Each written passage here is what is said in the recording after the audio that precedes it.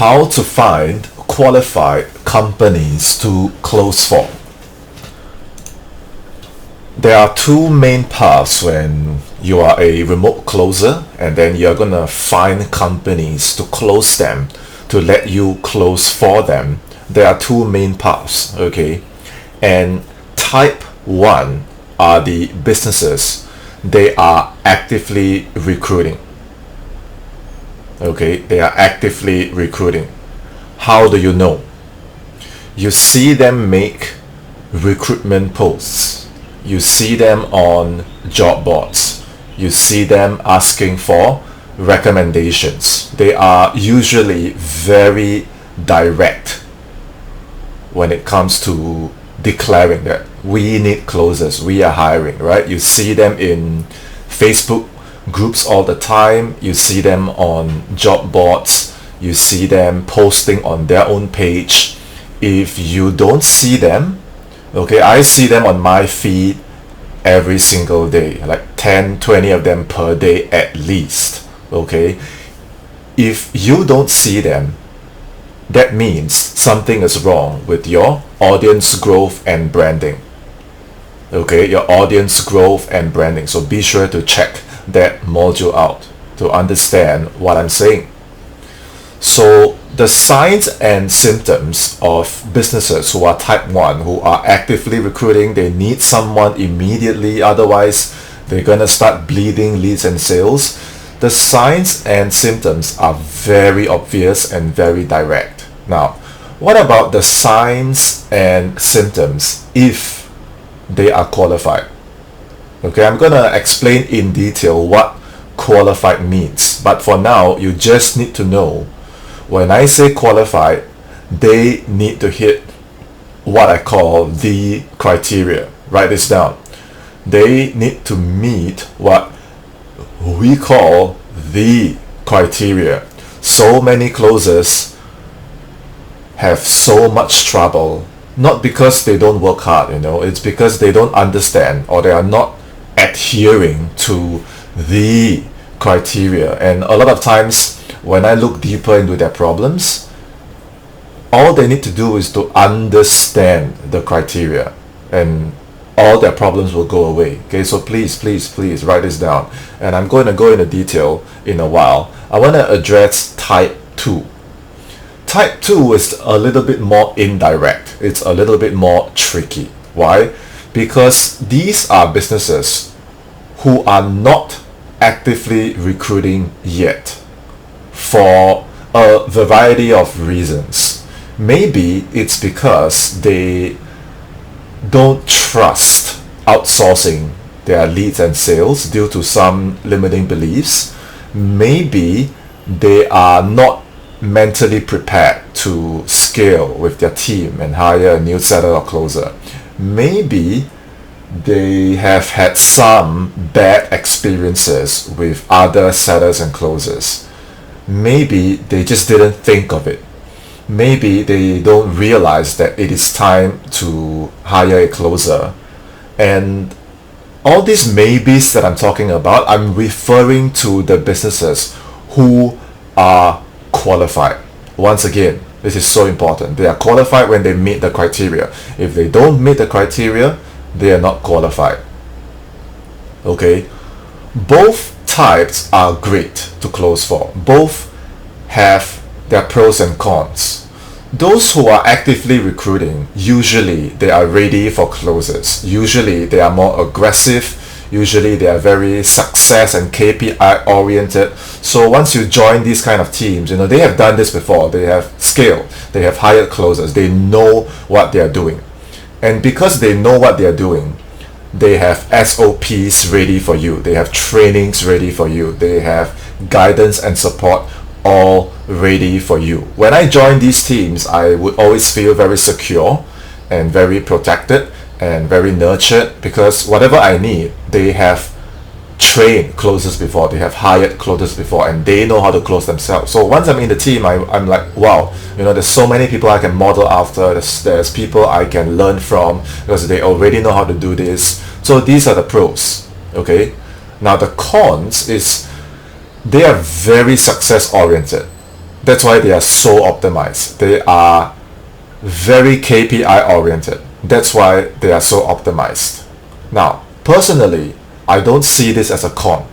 I see this as a pro because that's exactly what I want as well. And maybe that's why I attract them. Okay?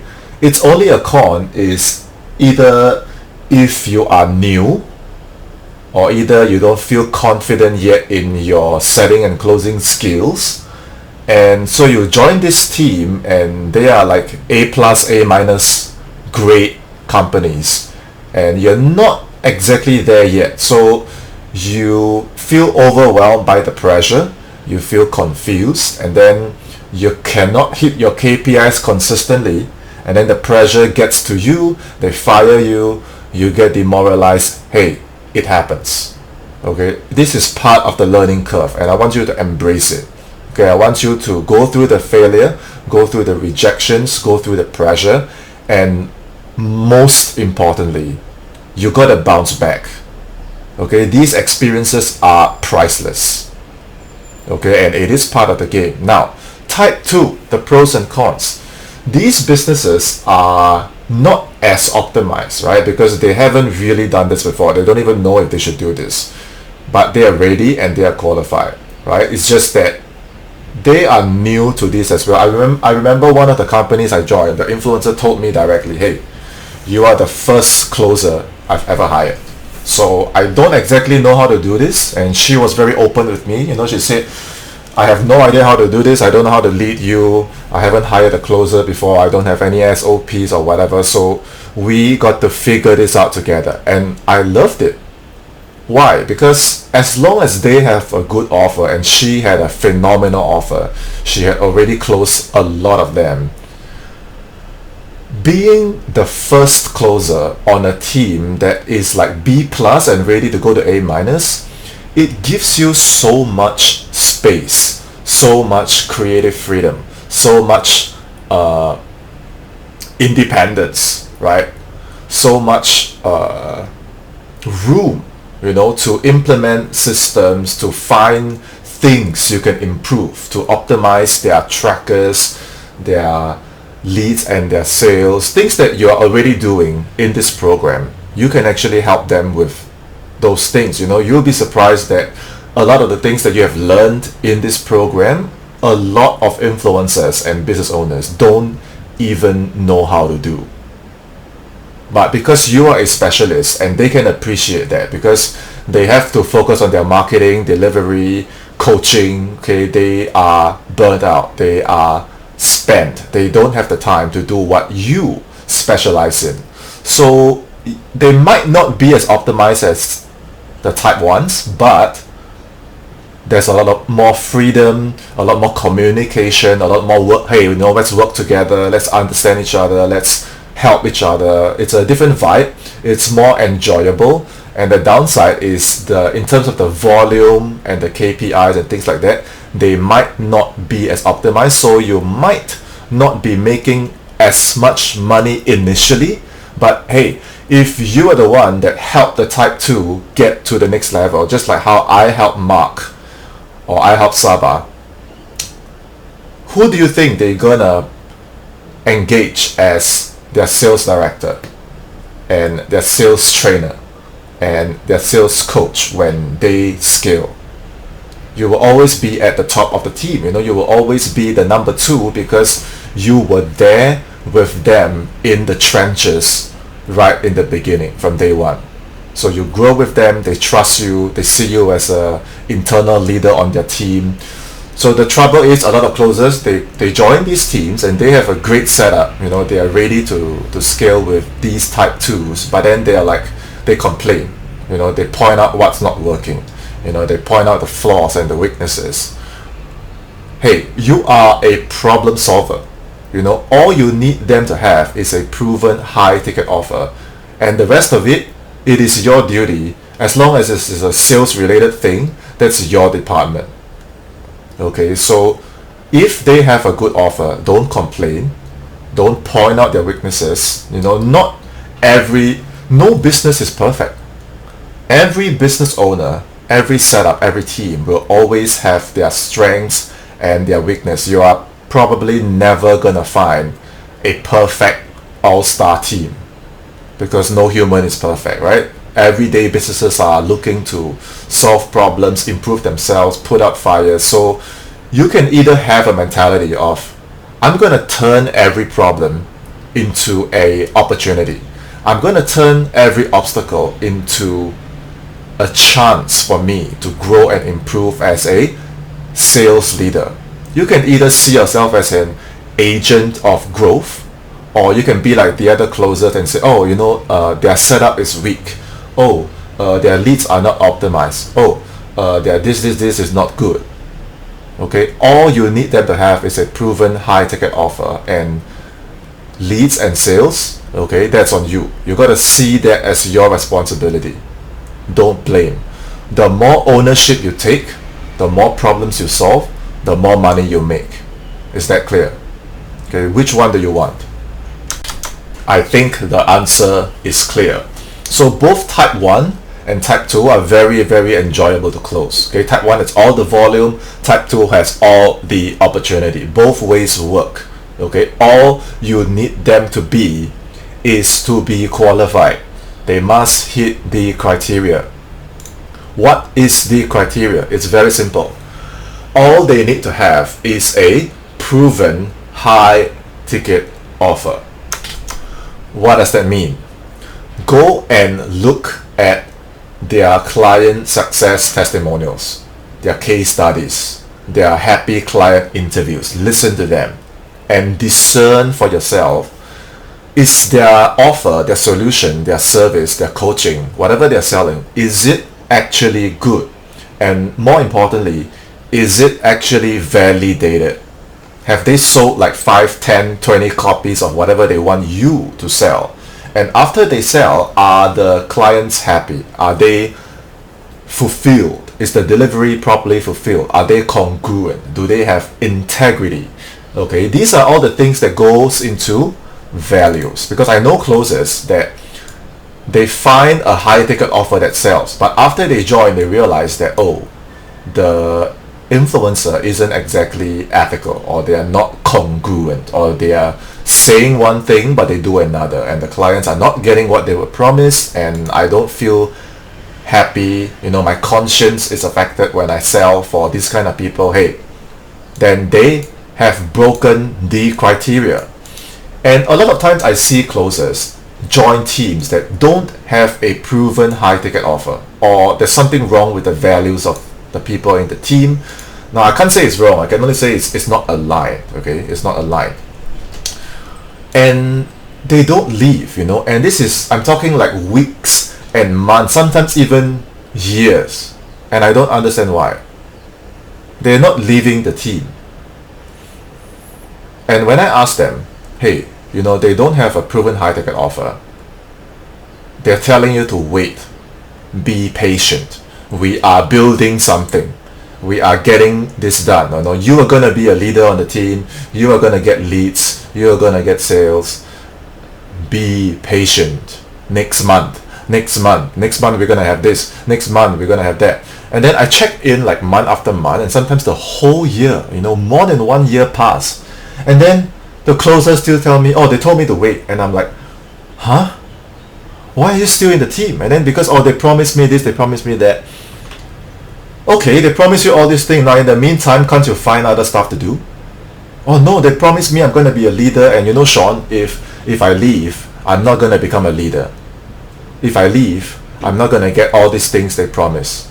That's exactly what they are using to keep you hooked on their team. Empty promises.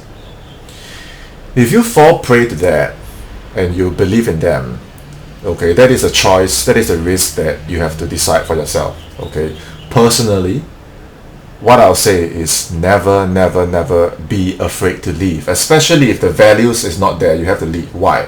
First of all, no amount of money you make can redeem a broken reputation. Go to Reddit, go to YouTube and check. Okay, there is no smoke without fire. If a companies have people complaining about their offer, have people attacking them, no one attacks people for no reason.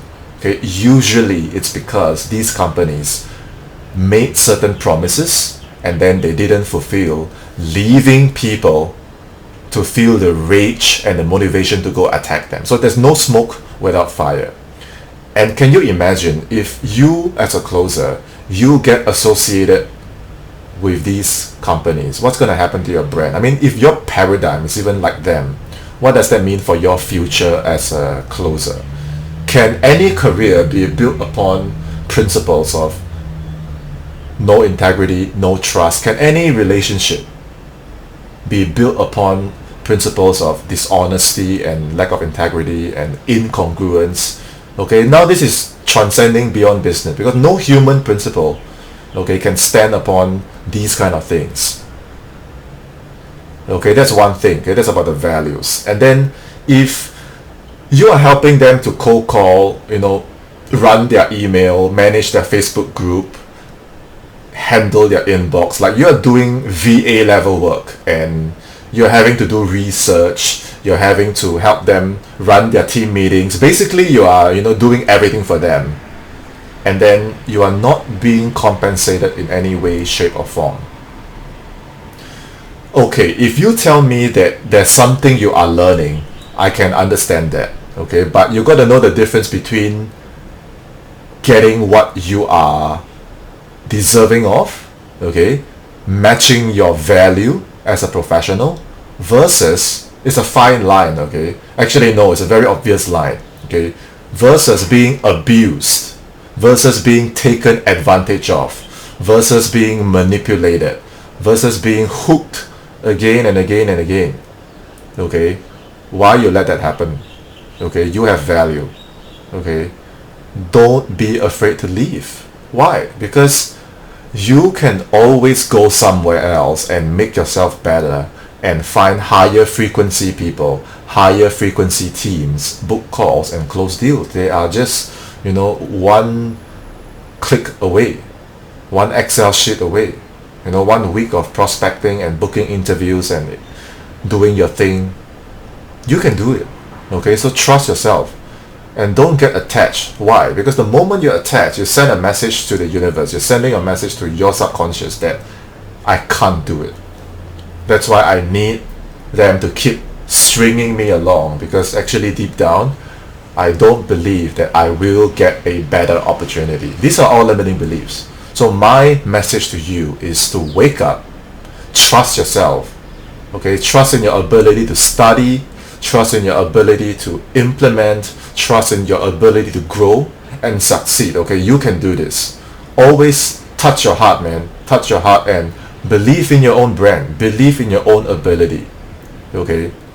Now, what if on the interview, you tried your best to qualify them, right? You tried your best to make sure that they have the criteria.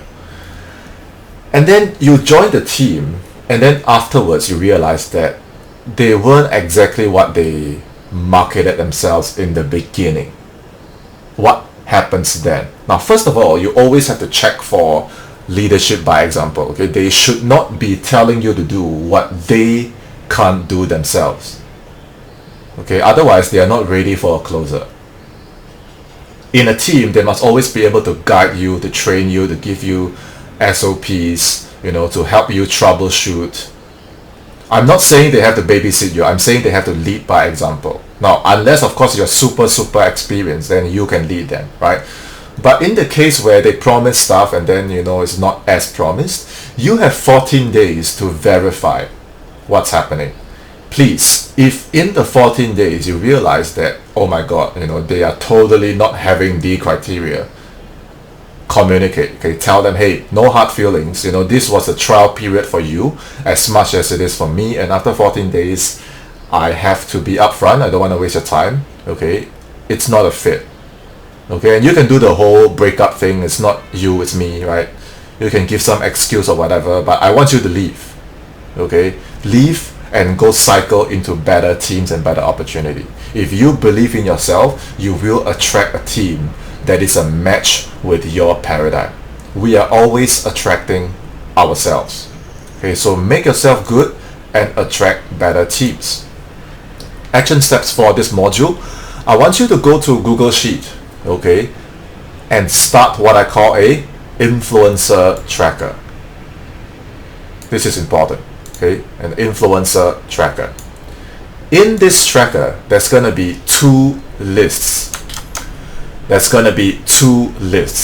Okay. One list, I want you to track all the type 1 people, okay, all the type 1 businesses, coaches, etc.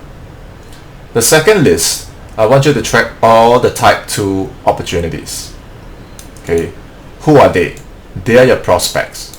Okay, treat them like your prospects. You are going to close them. You are a closer. Okay, they don't know you yet, but we are going to close them. Now, next thing, make 2 more lists of where do these 2 types congregate. Okay, that's how you're going to find them. And hey, they have to be congregating somewhere. Okay, I know where they are, okay, but I don't want to spoon feed you because I want to train you to be self-sufficient. But I can tell you they are everywhere. Okay, which means in total you're gonna have 4 lists. Now if you are those kind of like wizards and you're very organized and you are Excel sheet master, which I am not, okay, you can obviously simplify to 2 and then you do like a drop down menu and whatever. Okay, I'm really bad at this, but if you know how to do this, go figure it out. But at the end of the day, I want to see a tracker. The more detailed, the better. Okay, go color it, change the cells, like make it visible. Okay, do whatever it takes, but I want to see an optimized influencer tracker. Okay, and like I was saying earlier, okay, I'm not going to spoon feed you all the opportunities because after a while, those opportunities, the well might run dry, things might change, and if you are dependent on me to spoon feed you where are the opportunities, okay, in the end, you are not going to be self-sufficient. Okay, I don't want to give you the fish. I want to train you how to fish. And what I will give you is the right mentality, and I hope you can absorb this. Okay, listen up. These days, everything is online. I can't even begin to count every day the number of businesses, okay, that are coming in to the market with high ticket offers. Okay, it's just crazy. It's just growing by the day. I know because I see them on my feed every single day. I'm in other mastermind. I'm in other programs with other coaches and entrepreneurs. Okay, they are struggling.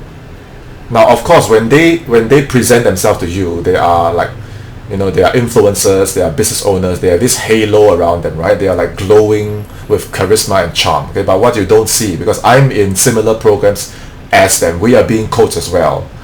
Let me tell you this, they are struggling. Okay, they need leads, they need sales. Which company don't need more leads and sales? And they're struggling. Sometimes either because they don't understand sales, sometimes either because they understand but they have a lot of limiting beliefs themselves, or they don't like to do sales, right? But for whatever reason, they are struggling. And you know what? They have amazing high ticket offers that help people with transformation, finances, mindset, weight loss, relationship, B2B, solar panels. I can't even begin to list, all these coaches and business owners that I'm seeing. They are everywhere. Okay, open your eyes. Okay, and once it clicks, you cannot stop seeing them. When you find one, you find their network. When you find one, you see all their friends. When like podcasts, YouTube, Google search, Instagram, TikTok, they are everywhere. And once you find them, you find so many of them. Once you find them, it's very annoying. You cannot stop seeing them. They're in all the Facebook groups. Okay, not just the closer groups. They are in different networks, different masterminds, and they're like, hey, my seller isn't dialed, my closer isn't dialed. You know how I know? Because I train some of them. I help a lot of them, and I see a lot of them. They are everywhere. Okay. Now, what is my point? My point is all these companies and businesses, they need to enter your tracker. And I'm going to address audience growth in a later module. Okay, but all these people need to enter your list. Okay, I want to see their name. I want to see the source. Where did you find them?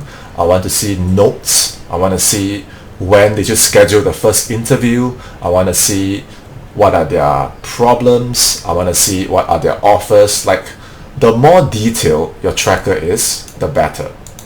Okay, because they are your prospects, right? You're going to close them to let you close for them. You are going to close them, so they are your prospects, and I need you to understand your prospects inside out. This is closing.